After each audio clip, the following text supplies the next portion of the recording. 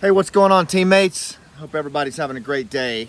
I wanted to share something with you. We just performed last out Elegy of a Green Beret in Nashville, actually in Franklin, Tennessee. And it was one of the most powerful, impactful performances we've ever done. And we're close to 30 cities now, and I have to tell you, this one really hit hard. And one of the biggest events that happened there was Marine Corps Sergeant Tyler Vargas, who was gravely wounded at Abbey Gate a couple of years ago during the Afghanistan withdrawal, lost an arm, lost a leg. He came to the show with his girlfriend Victoria, and he said to me after the show, very emotional, he said, this is just proof that the hard stories have to be told. And that really resonated with me. Here's a guy that had been through so much in his life, and yet just unequivocally he said these stories have to be told. We do a talkback after every show, and after these shows, the talkbacks were particularly dynamic, and just the room was filled with energy in that old Franklin Theater. And I can't tell you, just citizen after citizen said, Scott, every American in the country needs to see this play. This play needs to go all over the country. Are you telling me this thing's going to end in October? Is it really going to wrap up at this point? And, the answer that we had at that point was, yeah. It is. This is when we're going to land it.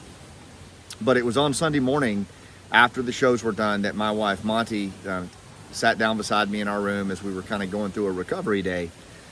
And you have to understand that she and I have been at this for 6 years. We've been writing this story, putting this story on the road, putting untold amounts of our own money into this thing to put it out there, and donating our time to it because it's a passion for us. And she said, babe, I don't think we can stop here. I think this has to go on the road. I think this has to continue. The demand is just too great. The need is too great. And it really hit me like a ton of bricks, the fact that we were looking to wrap this thing up in October.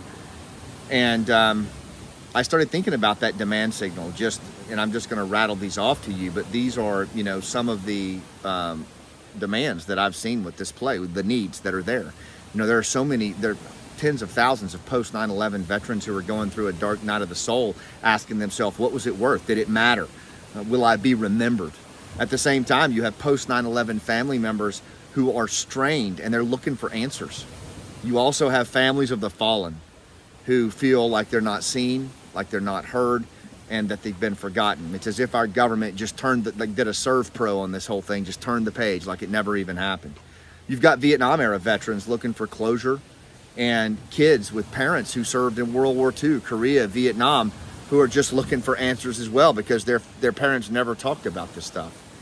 You've got civilians who are trying to understand and broaden their perspective on this thing called modern war. You've got politicians who frankly don't have a clue for the most part about the impact of modern war on our warfighters and our families, yet they keep deploying our people day after day, month after month, year after year.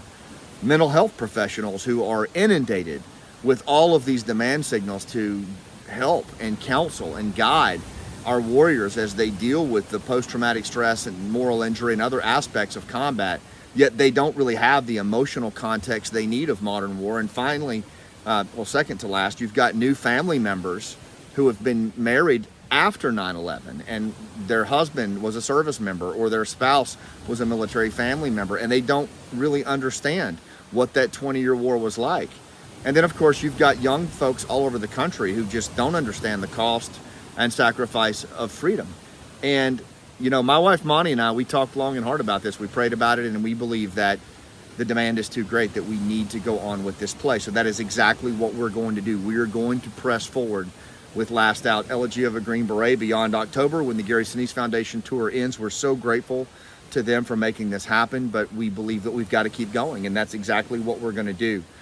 We've decided to take it into 2024. Now, what's going to happen is the Gary Sinise tour will wrap in October in Topeka, Kansas, and then we will do our next show in Tampa, December 6th and 7th at the new Tampa Theater. It's going to be a powerful show. If you're interested in being a host of the shows in 2024, you need to be there. One other decision that we've made is that I'm going to continue to play the role of Danny Patton. I thought I was going to back away from that at age 55, but I'll just keep my butt in shape and keep working it because I believe that it's important to remain the protagonist and storyteller in this thing. So we're going to keep it going. So there will be a show in December. 6 and 7. More information to follow on that. And we are currently scheduling the 2024 shows right now. And that means we're working directly with people who want to be hosts of this play like we did in 2019. Right now, those tour stops include Atlanta, Kentucky, Arkansas, several places in Texas, Northwest Florida, and Huntsville, Alabama.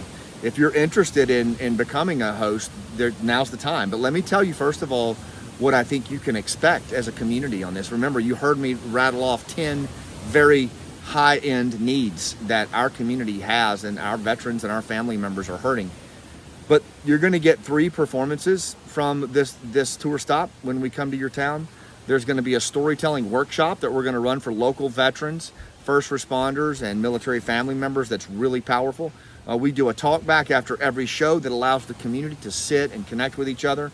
We do a community outreach to veterans and first responders where we interact with the cast and those veterans. And then we bring our own trauma intervention team as we travel into town. It is a powerful, powerful return on investment for dealing with this moral injury and mental health tsunami that we have coming out of the botched Afghanistan withdrawal. So if you're like me and you're looking around going, nobody's coming, no one is doing anything, this play is doing things. It's saving lives, as John Ondrasik says. But here's the thing. What's really required from this is a level of collaboration and a level of fundraising. This is not easy. To bring this play to your community is a heavy lift, but it is worthwhile. It is powerful. And frankly, nobody else is coming, and we can't do it without you. This is our time to step into the breach and continue to tell the story, to continue to keep the lights on with Last Out, Elegy of a Green Beret, this powerful, important project that's been going on for 6 years now and is needed more than ever.